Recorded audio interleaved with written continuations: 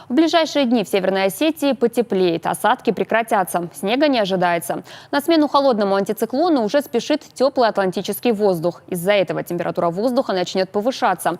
Об этом рассказали в гидрометцентре Северной Осетии. Напомним, что накануне снегопад накрыл всю республику. Количество выпавших осадков составило порядка 15-20 сантиметров.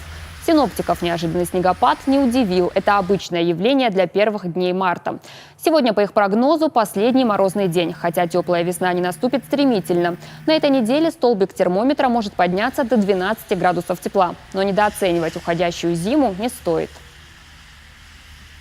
Обычно месяц март отличается крайне неустойчивым характером погоды с частыми возвратами холодов. Не исключением стал и март этого года.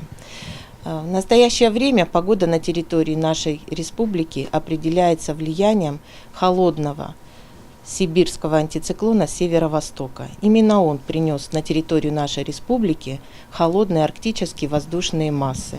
Однако холод надолго у нас не задержится. Нас ожидает, по крайней мере, еще один холодный день. Температуры воздуха в ночные часы будут 2-7 градусов мороза, а в дневные часы будут от 0 до 5 градусов тепла. Осадки прекратятся, и выпавший снег начнет постепенно таять.